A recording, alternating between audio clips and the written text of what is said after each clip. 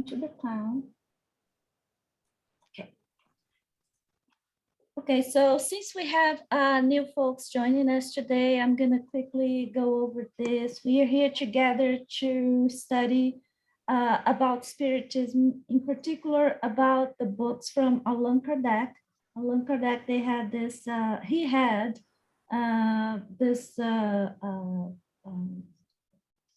it's like it's not a pack, but a list of 5 books together, and we are starting with the spirits books is the first one, and we are following the version that is available in Kardecpedia, this website called Kardecpedia. This is free, anybody can have access to it, and we are following this version because so everybody will be on the same page. If you happen to know other language, you can even compare the different versions, the translations. And for us, we started with the book number 3, Moral Laws. And we have our agenda. This is the agenda for the month. Pretty soon I'll have one updated with upcoming events post October the 30th. And if you happen to miss any of the meetings, that's okay. You can take a look at the Science and Spirituality Connection YouTube channel, and then you will see the videos that I upload every Saturday or Sunday. For this meeting today, I thought about bringing this as a kind of introduction. This week I was on a training, and then I ran across this picture showing that the truth is a matter of perspective. And if you look from a third perspective, which is pretty much like the ones that we have, in other words, the perspective of someone who can actually see the whole picture, we can see that both of these individuals, they are correct, right? So yesterday, I happened to see this other quote that says, what is behind your eyes holds more power than what is in front of them. That's true. That means use of intelligence. However, learning about our inner self, studying more and more and acquiring, moral values, practicing them, it is not only, I don't think it is not only a matter of using our intelligence. I think it requires a little bit a deeper learning and effort from our part. So I added, what is behind and beyond our flesh and bones holds more power than what keeps them together. I mean, we really need to put our spirit into it, right? Our inner self. So, all right. So last time we stopped at the question number 628. Why has the truth not been accessible to all in the past? And the answer was, it's a long answer. This is just a short version of it. Each thing must come in its own time. Truth is like light. You must adjust to it gradually. Otherwise, it dazzles us. Today, God has never allowed such comprehensive communications to be transmitted to the human race. Of course, in ancient times, there were individuals who were in possession of knowledge that they considered sacred and kept as mystery from those whom they considered as profane. So something that everybody in this group knows very much about it. Oops, no. So now let's go, let me pull the Kardecpedia and continue with the next topic, which is good and evil. And the first question is, how should moral law be defined? Any guess, any comment? How should moral law be defined? Come on, guys, one at a time. Go ahead. That's an easy one. Yes. Moral law changes as your spiritual development changes. When you're in the animal incarnations, it's okay for you to pull down a deer and tear its guts out because you're a lion. That's what you do. That's morally acceptable. You don't develop karma because of that. When you're a human, at first, the moral laws mean very little to you. And then as you develop and change in your multiple incarnations, then the moral laws mean more and more. And you change your attitude to adjust with them. Something that you would have given no credence to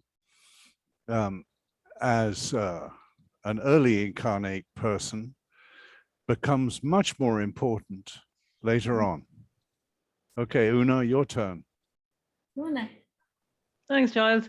I just wonder, should the question, or should one of the considerations be who defines moral laws? Like, not just how should moral law be defined, but who defines moral law? I mean, traditionally, there are institutions around the globe who set moral law, but shouldn't we question who sets it before, or who sets what we call moral law, as well as what moral law or how it should be defined? I'm not sure how it should be defined, but I do think who defines it is an important question. You brought a very good point, and we'll go back to that comment. Let's see what Art has to say. I'll go back to your comment. Art. I think the moral law is based on the golden rule. You know, don't do anything. Oh, you are on mute, Art.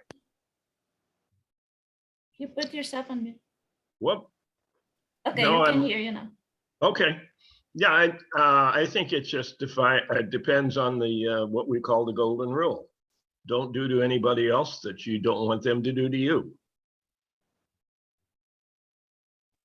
I like it. Yeah. Hi, Saint. Well, I think that moral law is defined by the society in which you live, because when you impose whose moral law is it, you can't put that everybody, different cultures, different civilizations, it's different. And so in your society, there is a moral law in the society, which is not necessarily the same. Yeah.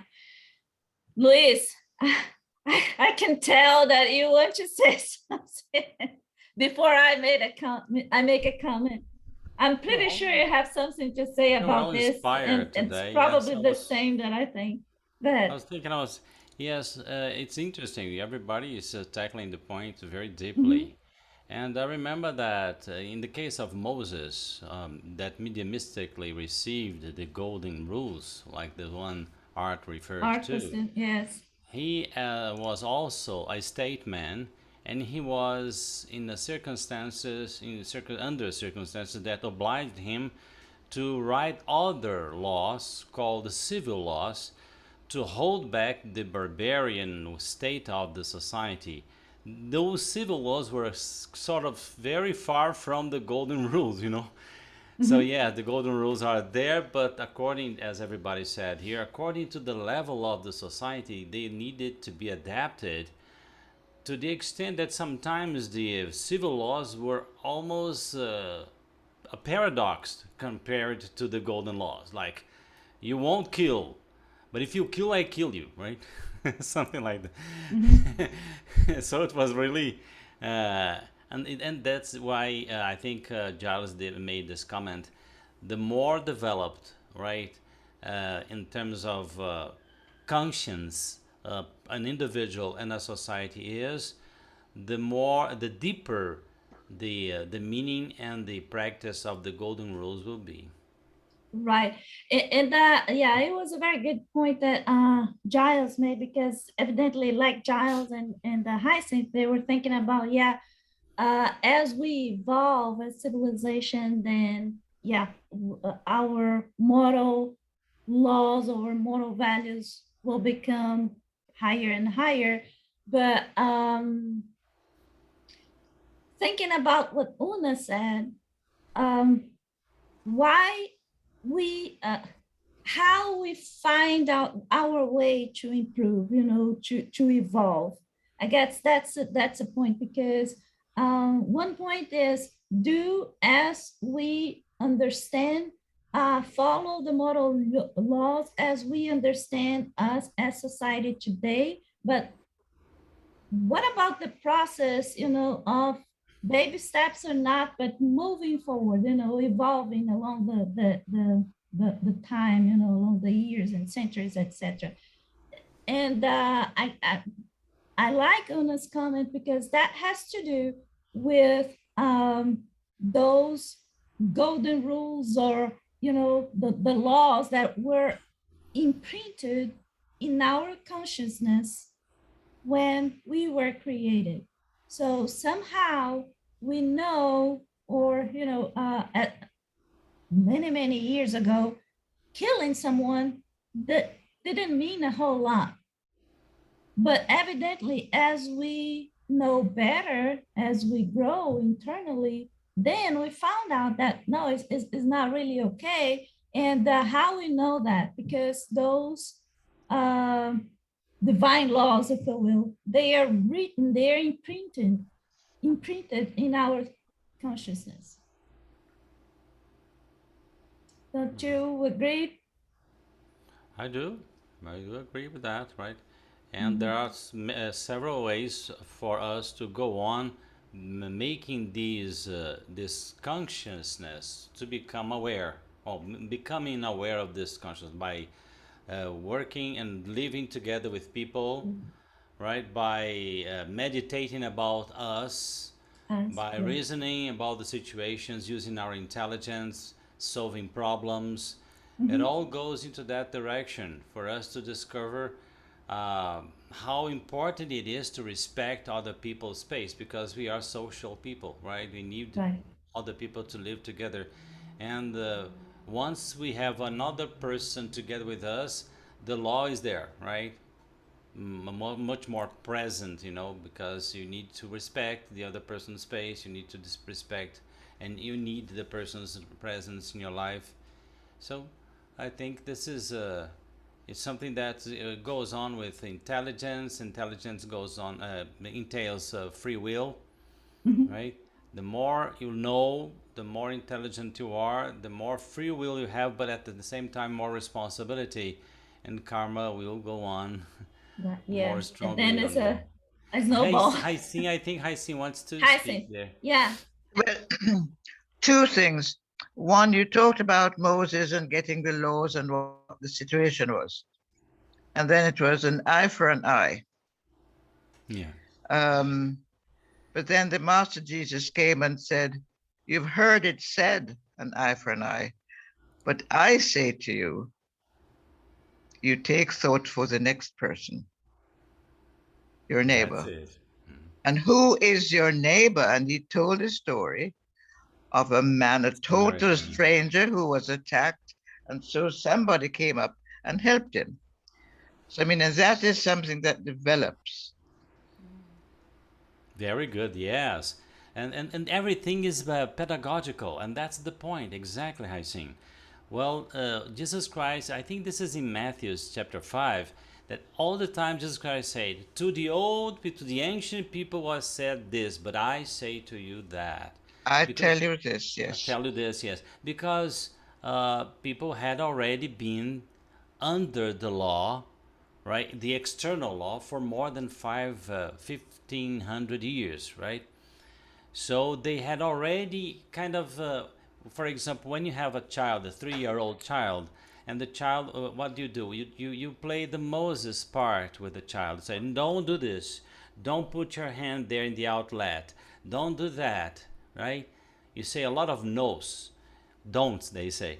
But in the future, well, I will ask, why? Why can't I put my hand there? Well, because there's electricity, difference of potential that can. Oh, so now I understand why. And that's what Jesus Christ said when he said, I have much to say to you, but you cannot bear. This is in John. That's why in the future I'll send the Consoler through the Spirit of Truth.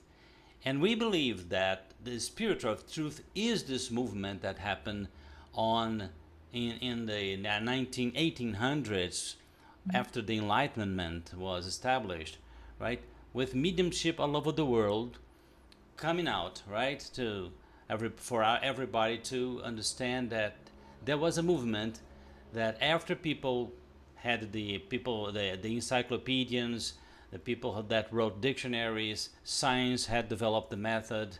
Okay, now you can know about these truths without dogmas, without religious dogmas, and so on and so forth, right? There's a pedagogical procedure. I do believe in that. Yeah. Very nice. So let's see what the answer is then. Margot, would you like to? Oh, did we lose Margot? Yeah, I don't think she's here with us. So Una, would you like to read? Yeah, no problem. How should moral law be defined? Moral law is the rule for acting rightly, which may be understood as practically distinguishing between good and evil. It is founded on the adherence to God's law. Humankind act fairly and properly when good is the ultimate goal and a rule of action, which is acting in compliance with God's law. Yeah. Oh, that'll be the day. That'll be the day. When Christians actually practice what they preach. And for that matter, most of the other religions, perhaps only the Buddhists practice what they preach, generally. Humankind acting fairly and properly. Hi, Sam. Yes, no, I think that if we could just understand that we are all one, and what I do to you, I am doing to me. If we could understand that, then a lot of these laws would be simply, it goes without saying. As I said to a relative who was a lawyer, if they understood this, you wouldn't have any work. Yes. Yes, but Hyacinth, we have to have our development. We can't jump ahead in our development because that's cheating. We can improve ourselves, but the purpose of our incarnations is to experience experiences, or in other words, entertainment. No, but you can listen to what the truth and what is going on. You can listen and learn. You can indeed. You can indeed. And we all do so, usually the hard way, with heavy blows to the head with baseball bats. Well, and it's very interesting to see that even science can bring us to these laws. We can see, for example, the Ions Institute that was founded by the Edgar Mitchell, who was an astronaut, and he founded there because he saw the world above, and he thought, oh, there is no boundaries. Everyone is linked to each other, as Hyacinth said. We are all one. We are all linked to God. What's God that created all this universe? And then he found this law, by science, with science in observing the universe, and that's where is God lost? It's inside us, it's in the universe, in the inside all of us, and the science can find it, the mediums can find it, and everyone everywhere. So if we are in good purpose, of course, and we are searching for it, but it isn't everywhere in the universe, and the spirit says that the higher spirits in the whole universe follows the same law in different levels, as Giles said. Yes, I do agree. Even William Shatner, right, said the same thing. Remember Captain Kirk? He's. I was watching some video from him now. And say he was amazed, and you said, "Well, I know it's cliche, but the sensation you have when you're out there that we are very fragile, and we need to. It's a wake-up calling." To become aware of the need of respecting each other and respecting nature and so on and so forth. And that's how things go on. Art. Art, go ahead. Oh, you look in the Old Testament, how many things that you did wrong, you got the death penalty. It's a wonder how any of them survived. Yeah. That's it. All humanity almost, was decimated. It's a lousy justice system, Art.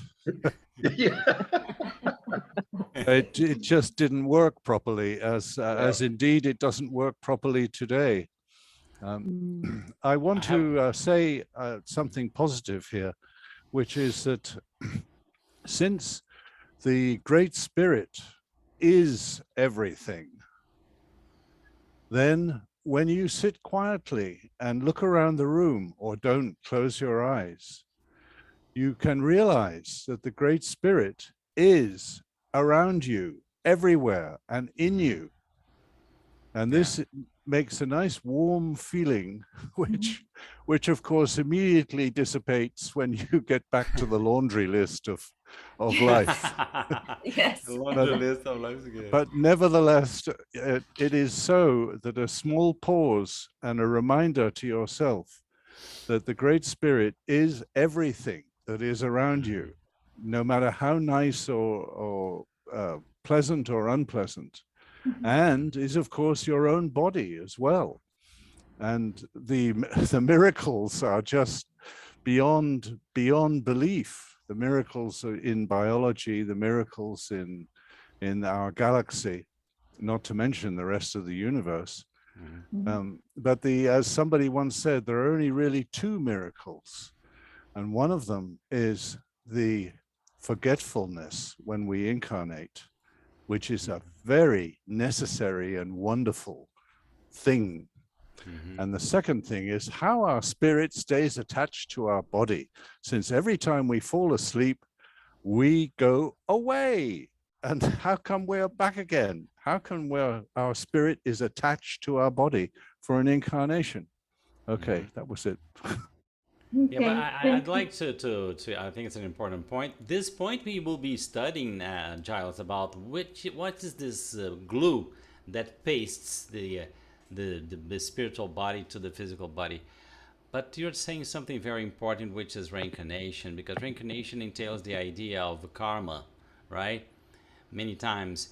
And the spirit they say something very important. Look, when you are really into reincarnation, it's very easy. It's much easier for you when you are in the spiritual planes, because you can plan your next reincarnation better, since you will know exactly, or more exactly, what kind of people you'll have to you are in debt with, right? What kind of circumstances you are in debt with.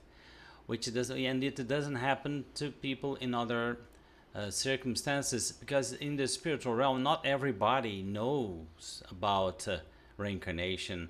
Out of my body, I've visited Protestant colonies in the spiritual realm, and it was very funny. They wouldn't let me talk about reincarnation there, and I was looking for a guy called Jeffrey, and they said, "No, Jeffrey is gone." I said, "Well, Jeffrey gone?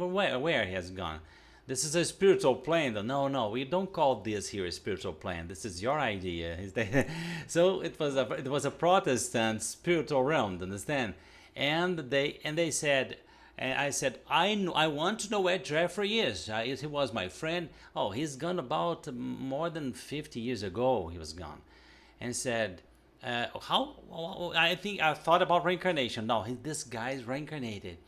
And then they said, we know what you're talking about, but only the bishops of this town here can talk about these things. If you want to talk to them, go and talk to them. But we don't talk about this. So this is something that happened in the spiritual realm, you know.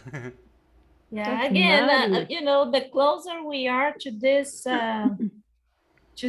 dimension, or the closer that astral cities is to this dimension, then the closer they will be to their reality whenever they were incarnated, right? It's not because they transitioned to the other side that all of a sudden Chico Xavier, their vision, they Chico comprehend Xavier, everything. Chico Xavier, Chico Xavier, if you like, he said the spirits called these planes the planes of nations. That everybody spoke the same language that they spoke in their countries. Everybody lived a very similar, very physical lives over there, right? And many times they believed that they were living in a very high realms, but it was not exactly the point. Yeah. That's nuts. All right. So next question. Okay. So should we go to the next question? Please. How can we distinguish between good and evil? It should be easy if we know anything about good. Oh, that's another easy one. Distinguishing between good and evil. There's no such thing as evil. There is only selfishness. And selfishness is when it's fully expressed is what we call evil. And obviously those persons that express their selfishness have a lot to learn. And the longer they are selfish and the more powerful they believe themselves to be with their selfishness, the longer time they spend in the lower planes getting fixed, because nobody is ever lost and nobody is ever born evil, because there is no evil. It's just selfishness. You get a selfish bunch of people together and they do awful things, which the rest of us call evil. Any additional comment? That's good, yes. Hmm. And they used to say that the darkness is the lack of light. There is no dark. Yes. Yeah. Yes. Yes. He used to say that there is no light, but it is lack of. Oh, there is no darkness, but lack of light. Higher spirits usually say all of the problems we have are caused by selfishness, right? And the selfishness is the search for love, but love only to yourself. That's it, yeah, because selfish people, they want the good. They are not Adam's family, you know. They want the good thing, but not for the others. So that's for them. Just for themselves, yes. Yeah. So that's the big problem. As we read this, go ahead, Luna. How does that fit in with, you know, with incarnations, right? So in one life, if you are the perpetrator, then in another life, you're the victim, right? So because you have to balance out the experiences. So in one life, if we'll say that you live what they call a good life, right? And you always create karma or whatever like that, but you have to come back and be in the opposite life or the opposite experience to balance that out. How does that work then, or how does that play in then with good and evil, and say, you know, equating evil with selfishness? Like if you're the perpetrator in one life, then you're the victim in the next. Una, you're being a bit facile there. You're assuming that karma balances in a couple of incarnations. True. If you have a real devil who reincarnates repeatedly and repeatedly is selfish and harms people all over the place every time, then this is going to take this person 1,000 years to work out their karma when they get around to it. First, they have to realize that they have done not good things and they need to get out of this black mire in which they find themselves. So I don't believe, I mean, it's my opinion, that it's not a simple give and take, one incarnation bad, next incarnation good. I believe it's much more complex and possibly long drawn out than that. And in the law, I remember Jesus Christ saying, if you, evil has to come, like scandal, right? Evil has to come, but poor of whom? Through which evil comes. The scandal, yeah. Because now you have a debt to be solved with the law, to understand. It's not about anybody, it's about you and the law. So if you did something wrong, and then Jesus Christ also said that love washes karma away, right? Just like the Apostle Peter said, right? Love covers a multitude of sins. So it's not exactly, you know, tooth by tooth, eye by eye, and so on. For an eye, I mean. Hi, Scene. I say, Now what was I going to say? But remember that there are people who choose to reincarnate the right or wrong, not necessarily for themselves, but as a sacrifice. Yeah. Yes. to yes, others. that's true. Yeah. Yeah. Unfortunately, we do not evolve as quick as we should, despite of all the guidance, all the teachings there are out there available for us. But like we always say, from reincarnation to reincarnation, we do baby steps. And I agree with what Giles says. First of all, I guess the first step is really realization of what we just have done, and it takes a while until we find out that, you know, oh gee, I messed up with the whole thing, you know, with a lot of people. And however, I would like to also add a comment saying that yeah, sometimes say, for example, if I kill somebody, yeah, it's possible that next turn I will be killed by, you know, the same way, but it doesn't have to be that way. It goes along with your comprehension, you know, because remember, God doesn't want you to suffer. There is no meaning on just, you know, suffer because, you know, if you make somebody else, you know, miserable, you have to do to get the same. This is not the point. The point is the learning behind. If you learn your lesson well, if you know, if you know, at least is my opinion, if you have learned, you know, how bad you mess up with somebody else, and then you understand what that means, I guess from God's perspective, knowing that God is about love, that's all he matters. Remember one of the things that he said to that woman, that the sinner, and everybody wanted to throw rocks on her, and then he was telling to everybody, you know, those who didn't sin before, go ahead and you know, throw the rock or the stone on her, and nobody did. Remember what he said to her. He said, if nobody pointed you as a sinner, it's not in my place to do that. So if you know what you have done, as long as you don't know it again, go ahead and don't do it again. And this is a problem for many institutions, because the institutions say, if you sin, come to my institution, pay a fee, and we'll solve your problem. And Jesus Christ said the opposite. Go and sin no more. It's between you and God. So story, yeah. Hi, see? Sam. Yes, it is. Let him who is without sin cast the first stone. And they all drifted away. That's it. Literal words.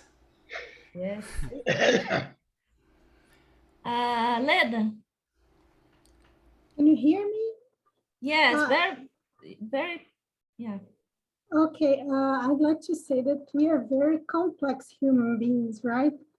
So we need to pay attention to ourselves, to know our acts, because we're selfish in some points, and in some we have developed a little more, and that's what brings this confusion about the karma, because we don't know who we are. We need to understand who we are better, and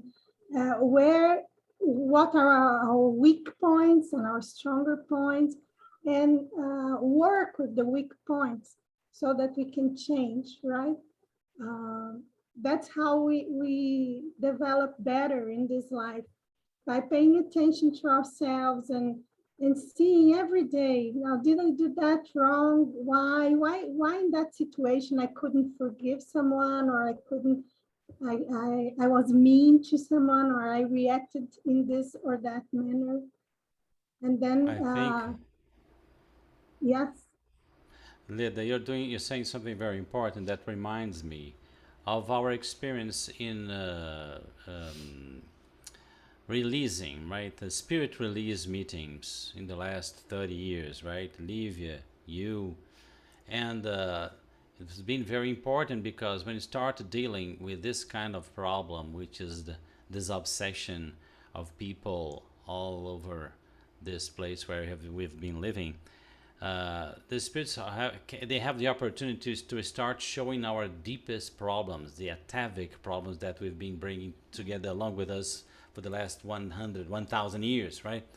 And then you start coming to your senses and thinking that it dawns on you that you have a lot of work to do, because reincarnation really disguises, right, some very sometimes strong problems we need to solve, because circumstances can come up here in this life or other lives that won't allow us to, or can give rise to our very bad behavior, right? Because if you were born in a more civilized country under better circumstances, things can be kind of choked a little bit, hidden. But as you have an experience in a more difficult reincarnation and more difficult circumstances, your personality or inner individuality selfish individuality can come out in a very strong way, and you can come into bigger troubles because of this. So it's very important. I think you should, spirit release meetings, I think people, spiritualists all over the world should try this kind of meetings, and the higher spirits will be there because it will be helping, but it will be doing and leading with very dirty things in terms of the unconscious, and this is really good, right? It's sometimes hard, but it was really good. And we have to understand, we will study it later, I think, that sometimes the spirits, these spirits that are very connected to, not evil, but they're hard in their hearts, they will use our weak points to hurt us. And to hurt the people we love, because they act through our feelings, bad feelings, and they will influence people around us, right? Yeah. That's very true. So I'll pick. So Leda, can you please read the answer 630? Good complies with God's law, and weakness diverts from it. Therefore, to do right is to comply with God's law, and to do wrong is to violate that law. Simple as that. Okay, so the next one, do humans have the means to distinguish good from evil? Can we? Some of us can't. Yeah, depends on the age, just like Giles usually says, right? Yes. Depends on the age, right? But there's another point, a polemical point that Allan Kardec writes about in his Gospel According to Spiritism. He said, of course, I'm paraphrasing here. When you are a young spirit, right, and reincarnation is just heaven. But with your older spirit, you have many side effects to it, yeah, collateral effects, because the forgetfulness, when it's wiped out of your mind, you forget many bad things, but you can also forget many talents and good skills that you've already conquered, and it comes that forgetfulness for an old spirit so pleasing that sometimes they want to pretend they are young spirits and live a very normal life without tackling these things we are studying here now. I think Yeah. everybody here knows someone like that, someone that had the opportunity to know about these things, but very quote unquote cleverly get away from that, because no, these things are very profound to me. I'm a very normal person. I'm a very, I Yeah. intend Or to be a normal. sometimes they think, yeah, sometimes they think that we are, out of our mind or just, complicating things. This is not, Yes, that's it. life is simple. It's just about do good, do not do any Yeah. bad things to anybody. But no, we know that it's much But more than life, that. sooner or later, life reveals the person's spiritual age, right? That's Yeah. All Okay, right. I have a So, story. I have a story that is very okay, we much, love stories. Yes, go very ahead. much on this level. Once upon a time, there was a couple in Chicago who got married, remained childless, probably deliberately, and seeked to become career crazy. Each one had a different career, and they were being successful in their corporations, and they were becoming amazingly powerful and selfish. And a spirit who was getting near the end of his or her incarnations as a human decided to intervene. And this is how they chose to intervene. They suddenly had a baby that they didn't really expect, and it was a little girl, and she was very sick. She lived for 7 years in great pain and was happy all the time. Sorry, it's difficult to tell this story. And this was a purposeful incarnation by a higher, more evolved human near the end of their incarnations who deliberately chose to do this. And the effect on these two was to correct their trajectories in life. They saw this pain and they changed. wow. I read that story somewhere. I don't have the reference, but it's automatic writing, and it's one of the reasons that I like automatic writing so much, because it's so authentic, I think is the right word. And this story is just painful. Yeah. Yeah. May I imagine that? Very good. In fact, yeah, that is. Thank you. Thank you for sharing that, Giles. Thank you. Yeah, by the way, just some comment on what Giles says about automatic writing. Once here in Belo Horizonte, required or requested by a group of American guys in the United States before translating the book 2,000 years ago by Chico Xavier, they asked us to do historical research about the facts in the book, because the book tells about the story that takes place in Rome, ancient Rome, 2,000 years ago. Yes, and we gather very good people to study these books, these historical books by Chico Xavier. One of them, we gather about 14 people with expertise in history, medicine, language, and we found amazing material. Everything was really, on the level in terms of information. And Very Chico couldn't ever get in touch with that kind of information, because many of the pieces of information, they were very modern, right? From researchers from the United States, historians from Europe, and so on. And the fact is there, right? Like in the book, Paul and Stephen Chico Xavier recovers facts about ancient Christian history that even historians are very polemical in terms of that, and said, oh, the date of this gospel is that, this gospel was not written this, and then you go for it and you check, oh my God, it makes a lot of sense. It's incredible high scene. Yeah, it's important to mention that Chico Xavier, he didn't finish high school. He had to stop studying because he had to work. No, he didn't finish fundamental school. He had he didn't finish the fundamental school, the elementary. He studied only for the first 4 years. Yes, yeah, elementary school. So he didn't graduate from high school. He didn't go to high school. It was just elementary. Yeah, that's good. High school.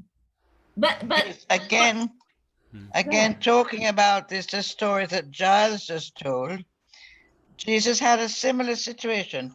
There was a man born blind, and he was a grown man, and so these people asked him, whose sin was it that he was born blind? Was it the parents or was it him? And Jesus said, no one. It was to teach you to have compassion. Yeah, that's a very nice one. Yeah, thank you for calling that. Yeah, it's I love it. Yeah, I love that. People, just a minute, Liv and I will have to leave earlier today because we have a meeting with the Spiritist, a youth group of the Spiritists, but just today, okay? And thank you very much. It's wonderful. I think the talks are very, very nice, very deep. Love you guys, and please pray for me because I'll be under surgery next Monday. Oh yeah. So I'd like you to pray for me. Put my name there in the prayer group, right, guys? Thank you. It will be there. Bye. See you, Luis. See you. Bye. Bye. Bye. Lots of love. You too. Thanks. So the answer is Art. Would you please read the answer for us? If you can read it, I do not know. Okay. Do humans have the means to distinguish good from evil? Is that the one? Yes. Okay, yes. When they believe in God and truly wish to do what is right. God has given human beings intelligence to distinguish. I just got a note that covered it up. Okay. God has given human beings intelligence to distinguish between them. Okay, thank you. Yeah, thank you. Yeah, some of us sometimes refuse to use intelligence, right? But we try. So 632, does anyone want to comment anything on that one? So Annie, would you like to read the 632 for us, please? Let's see, 632. As humans are subject to error, can they make mistakes in their judgments of good and evil? Can they believe to be doing right when in reality they are doing wrong?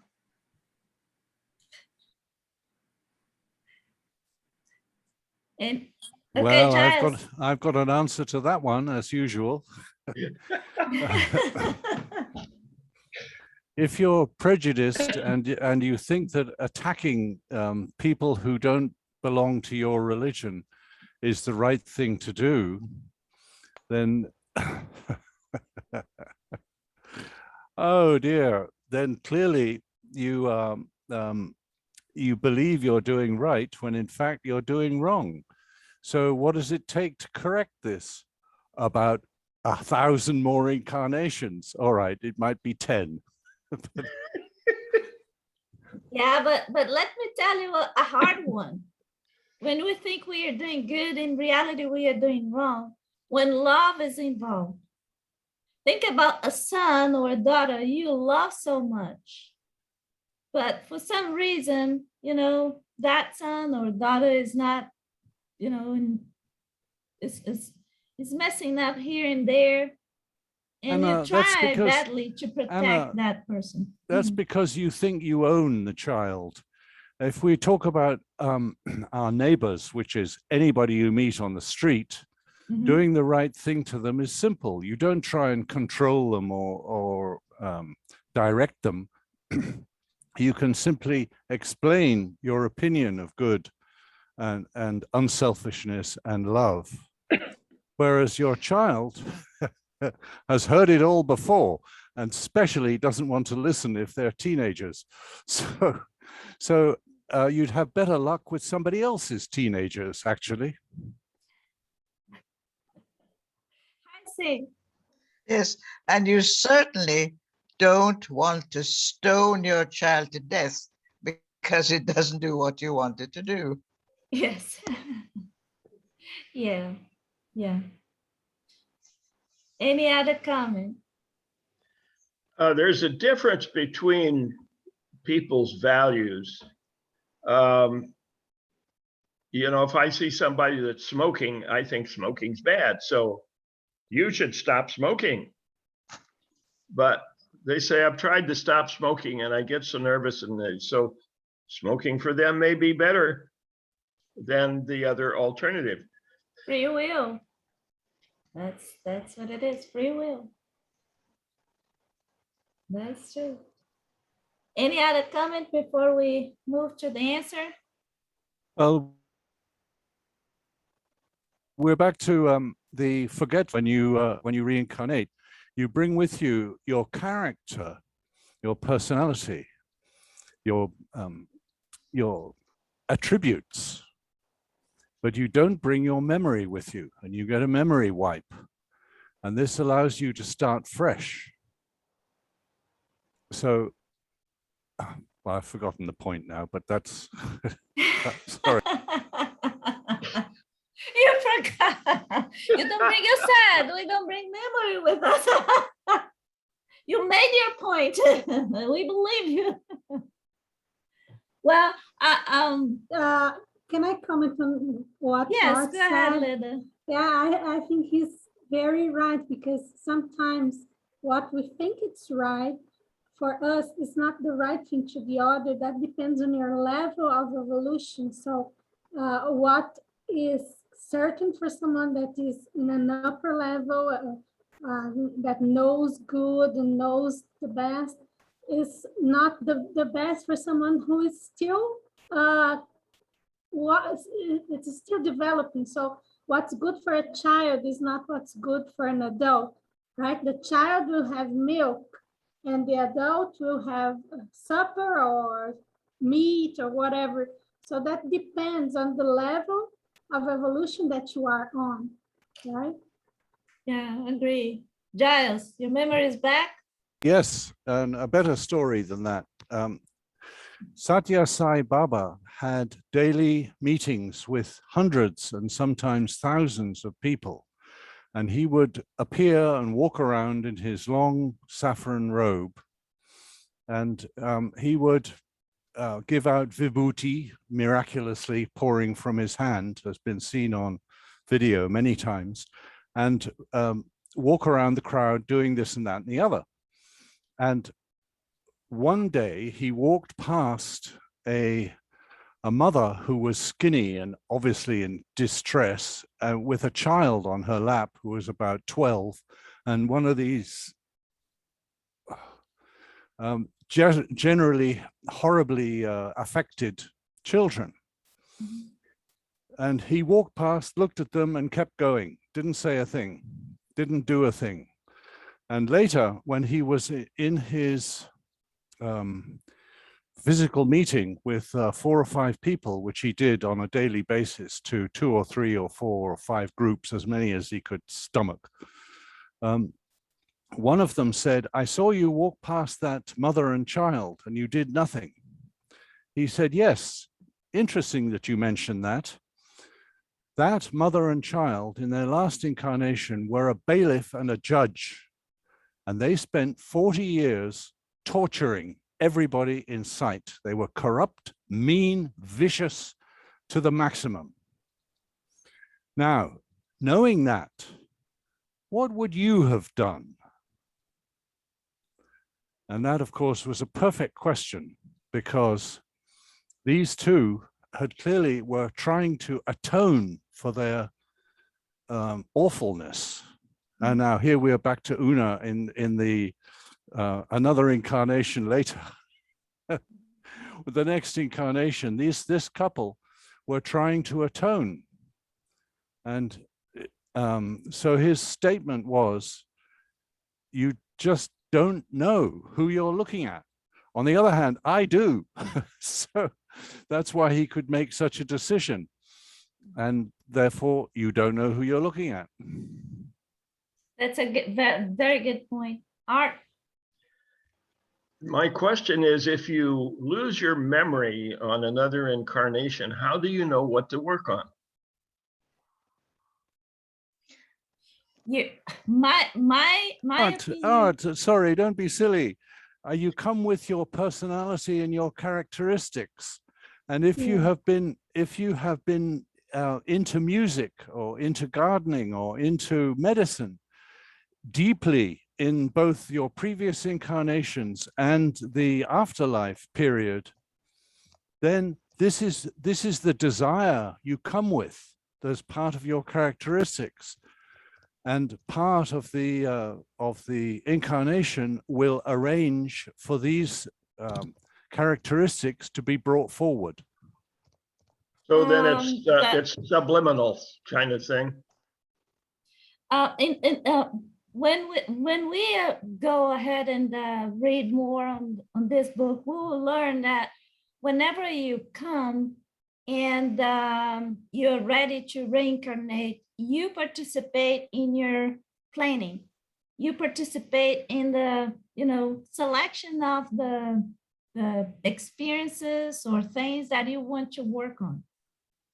And but yes, you're right. Whenever we are born, then we forget about everything.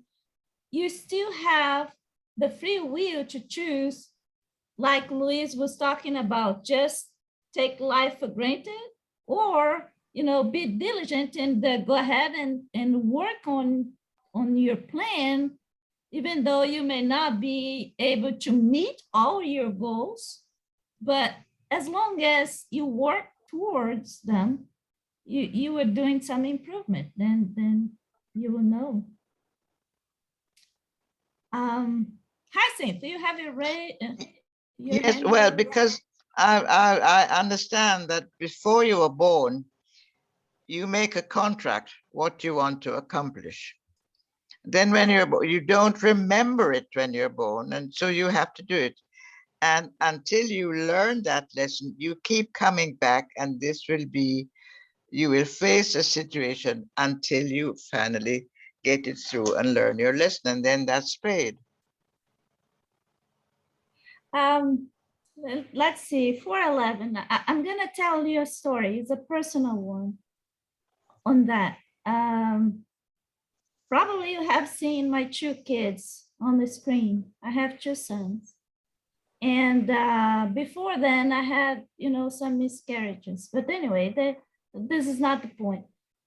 So when they were born, I thought I was very fortunate because I really love my sons to death. But then as they were growing up, I was becoming so scared about losing them for some reason.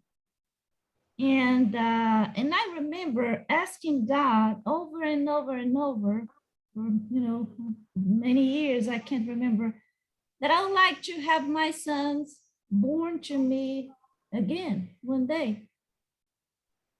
Well, as I was asking, one day I had this, it's not a dream, it's like whenever you see yourself in a different reality. And I was in this city, I was wearing some, very humble clothes, and I see my sons. They were looking different, but I could tell, I could recognize my sons. And one of them, by the way, the younger one, the one that I was protecting more in this life, I could tell from that life that he was born with some, he could not walk for some reason. His feet, they were not, they were not perfect, so he could not walk. And but I was extremely happy. I was taking care of them in this very, very simple house. And all of a sudden, I could tell that the entire world was shaking. So I remember I just had time to take my two sons out of the house. And when I look up, it was like the whole reality was just, getting destroyed in pieces. And all that I can remember, I put my, we lay down, and then I had my older son in front of me and the little one between us, and it was gone. So then when I finally came back to my consciousness, then I realized why I never had courage enough to visit Herculaneum in Italy when I lived in Italy, because I was in that place when the volcano blew up. So my point here is, yes, we may not remember everything, we may not know everything, but if in that case, for example, I was so afraid of losing my kids, somehow I was given the chance to know something so I can understand now the fear that I have. From that point on, it was like, okay, that happened to me, but it was a long, long time ago. I don't need to fear this anymore. This is not the case. So even though we do not remember everything, but sometimes if that fear or if that specific aspect is really impeding you to move forward, all that you have to do, you ask, you meditate, you try to dig into to know why. That's my experience. Hi, Saint. Oh, no, I should lower hand. No. Okay. Leda. That's what you said. It's pretty much what I wanted to say. Everything is in your unconscious. Not in your conscious, in your unconscious, right? So Subconsciousness, I guess. Yes. So every night when you go to sleep, you have the knowledge of who you are as a spirit. You have the knowledge of who you are, and so the more that you ask, the more that you want to do your best, then you'll be taught into that. You'll be led into this knowledge of who you are, and in dreams, and what are the points that you need to work on. Yeah, very good. Thank you. So let's read this answer, and then I think we can finish. So Debbie, can you read it for us? Are you able to read or no? Are you on the phone? No, I'm right here, but my view, I have it on standard and I don't see what there's to read. Let's try side by side. Okay, that works. Yes, Go ahead. as humans are subject to error, can they make mistakes in their judgments of good and evil? Can they believe to be doing right when in reality they are doing wrong? Jesus said, do unto others whatever you would have them do to you. That sums up everything. You will never go wrong. So that was a question, not an answer. Let's see. Yeah, that was pretty much what the answer is. Okay, good. Yeah, Jesus said to the others, whatever you like them to do to you. That's something. We're back to the golden rule. Yes, Art was spot on. Yeah. All right, folks, any comments before we adjourn? I'd like to recall again. So over here in US, we are going to, and by November the 7th, we will go back we will go backwards on the clock 1 hour.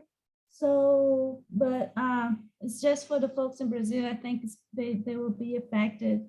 Next Saturday, we have Craig Hogan talking to us. Yay, it's going to be a very good one.